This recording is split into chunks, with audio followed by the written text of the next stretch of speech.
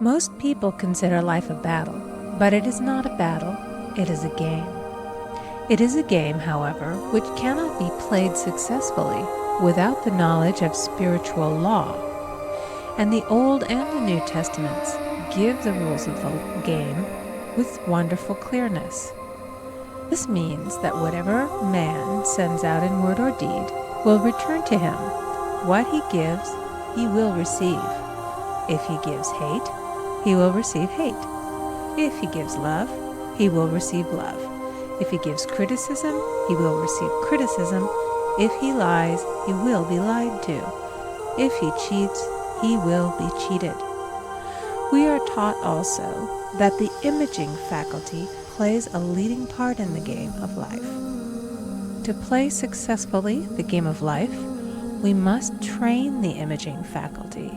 A person with an imaging faculty trained to image only good brings into his life every righteous desire of his heart. Health, wealth, love, friends, perfect self-expression, his highest ideals. The imagination has been called the scissors of the mind, and it is ever cutting, day by day, the pictures man sees there, and sooner or later he meets his own creations in his outer world.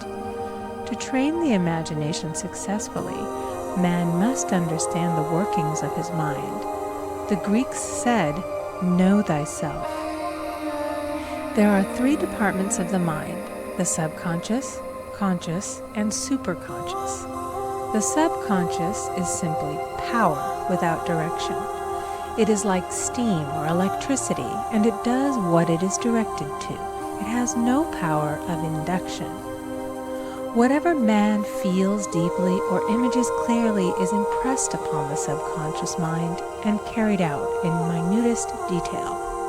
For example, a woman I know, when a child, always made believe she was a widow.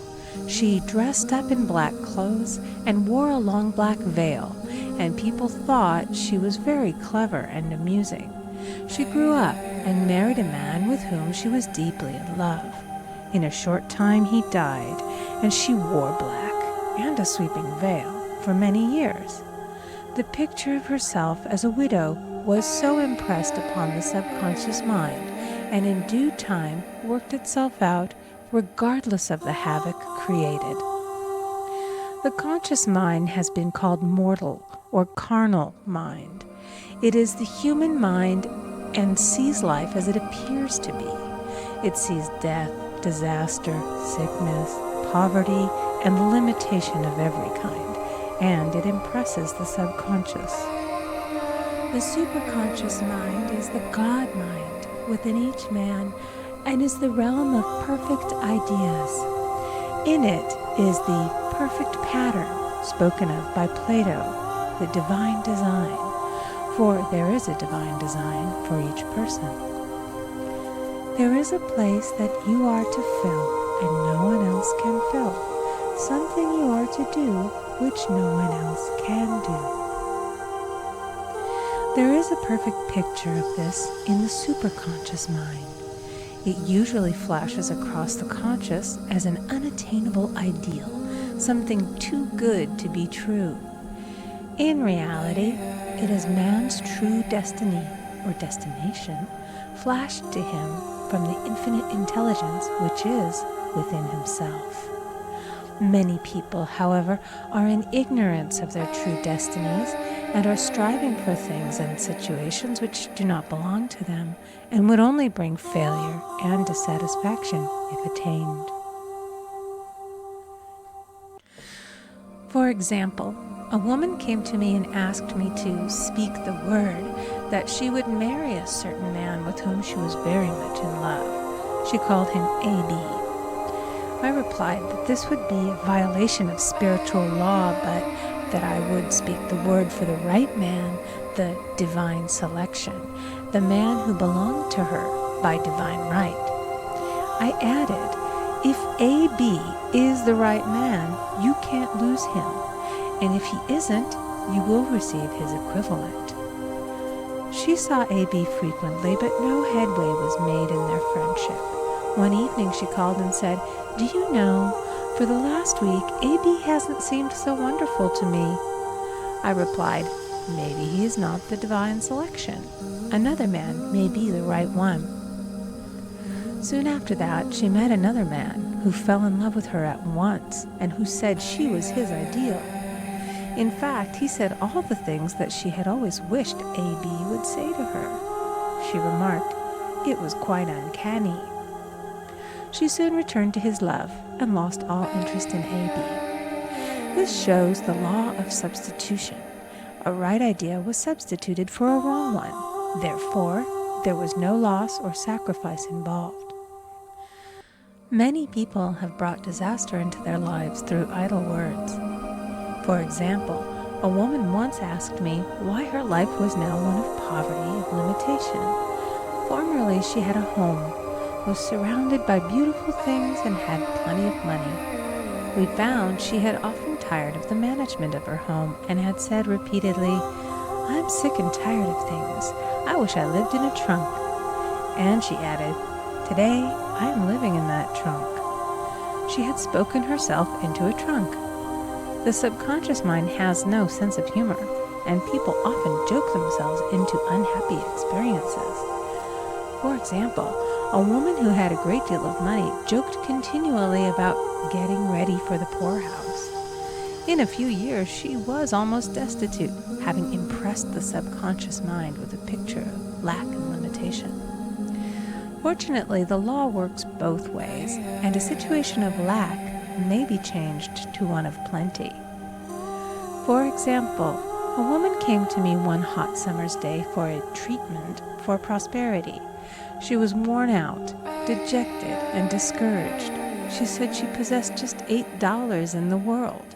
I said, "Good, we'll bless the $8 and multiply them as Jesus Christ multiplied the loaves and the fishes." For he taught that every man had the power to bless and to multiply, to heal and to prosper. She said, "What shall I do next?" I replied, "Follow intuition. Have you a hunch to do anything or to go anywhere?" Intuition means intuition, or to be taught from within. It is man's unerring guide, and I will deal more fully with its laws in a following chapter. The woman replied, "I don't know. I seem to have a hunch to go home. I've just enough money for car fare." Her home was in a distant city and was one of lack and limitation, and the reasoning mind, or intellect, would have said, "Stay in New York and get work and make some money." I replied, "Then go home. Never violate a hunch." I spoke the following words for her. "Infinite Spirit, open the way for great abundance for She is an irresistible magnet for all that belongs to her by divine right." I told her to repeat it continually also. She left for home immediately. In calling on a woman one day, she linked up with an old friend of her family. Through this friend, she received thousands of dollars in a most miraculous way. She has said to me often, "Tell people about the woman who came to you with $8 and a hunch." There is always plenty on man's pathway, but it can only be brought into manifestation through desire, faith, or the spoken word. Jesus Christ brought out clearly that man must make the first move.